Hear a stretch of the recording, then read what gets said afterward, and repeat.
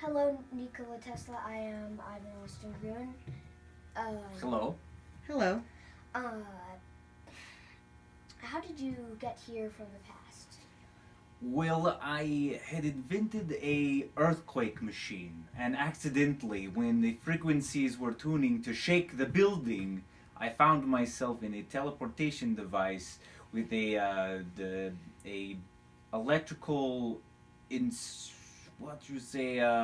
convergence, and we found ourselves in a time travel possibilities. So obviously, I had heard you were looking for me, so I came to the future for this interview in particular.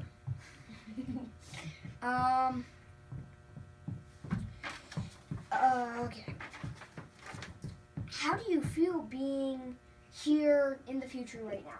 It's very interesting and very exciting. There's so many electrical equipment that you guys use to transport yourselves, to communicate with each other, to make electric dance music, and to make music, and it's very interesting, very exciting. Like, It's also very disturbing. so you see a lot of your AC motor kind of type things? I do, and in fact, one invention in particular, which has not been developed for 120 years, it's a electromagnetic what did I call it? Electromagnetic incursion or something like that. I can't remember it exactly. But what it does is send electrical energies into devices in order to keep them charged. So I see these Sony and these small telephone devices are now able to actually recharge their quote unquote batteries without ever touching anything. Because this is what I developed 120 years ago in 1893 at the one of the world's fairs. Okay. What is your favorite invention here in the future?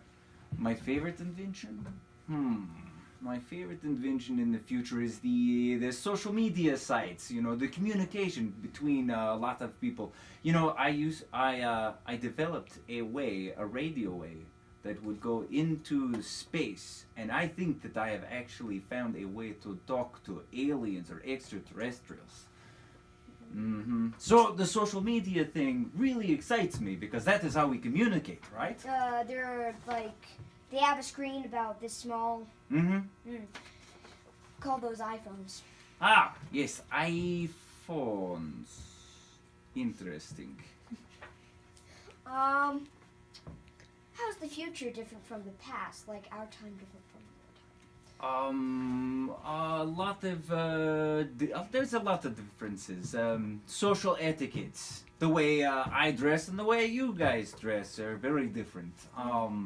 What else is different? The electrical uses. There's many things that we did not have as many electrical devices in my day and age. And your transportation.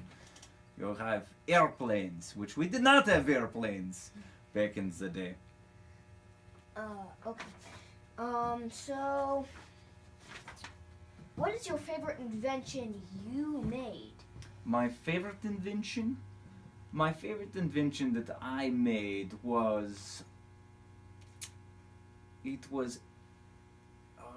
that's a good question. That's AC a very motor, good question. oscillator, remote control boat. Remote control boat was probably a good one, you know, because you can see it crash into things, you know, because I was not a very good driver.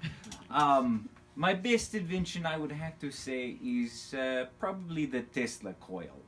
It is, you know, because you can touch it, electricity pulls through you, it pulls through other devices. Arcing mechanisms happen with the Tesla coils. You can create tones and music and electrical shows with the Tesla coil. So it's very interesting, very multiple use device. Did you use it in your project, you know, that you did with the waterfall project? My waterfall project. You're going to have to remind me on this one. My waterfall project. Ooh, Electrical currents used through water waves. Is that what it was? I think it was like waterfalls in New cannot. I honestly can't remember.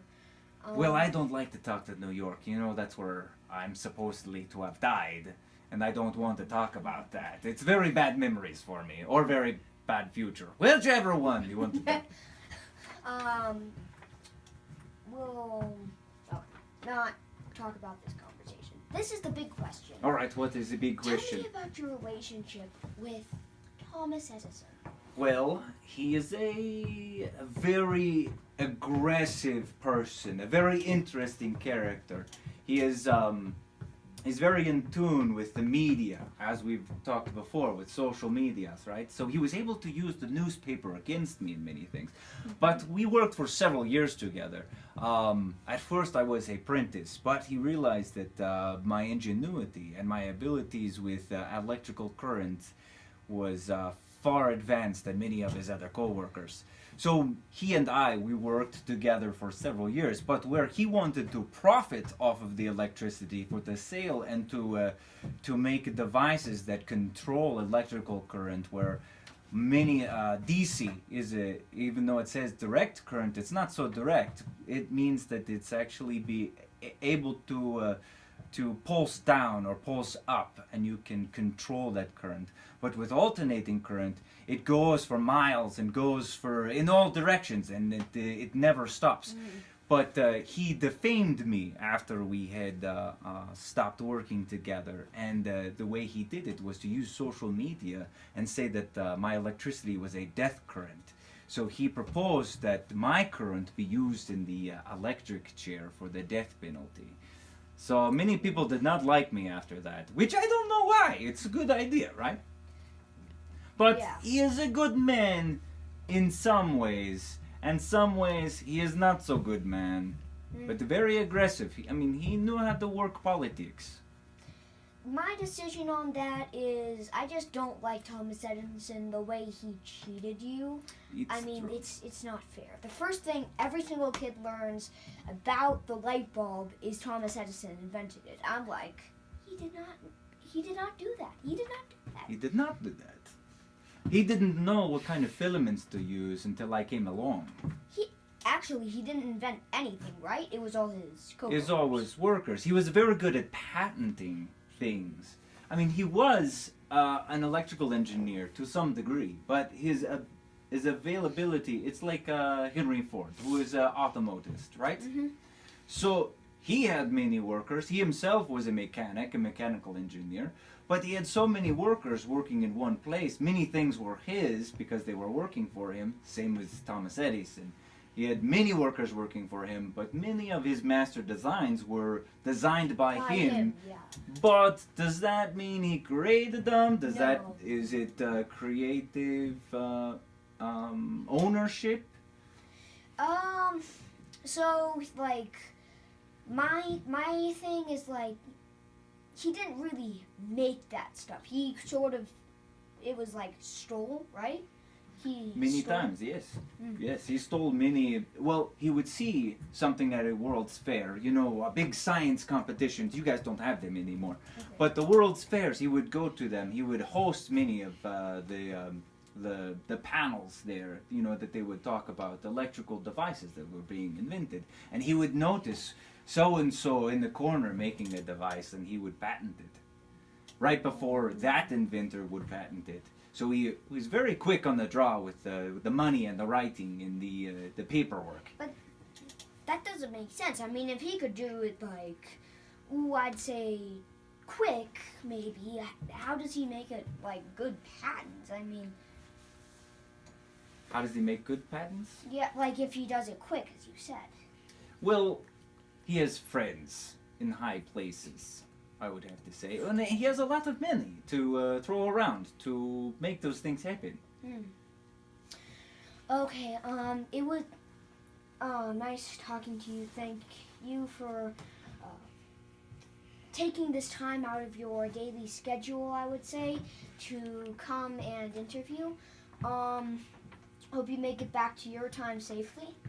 Well, thank you. And I hope you don't go back with any weird diseases from my time, because that'd be very weird. Bye. All right. Thank you, Ivan, for this opportunity.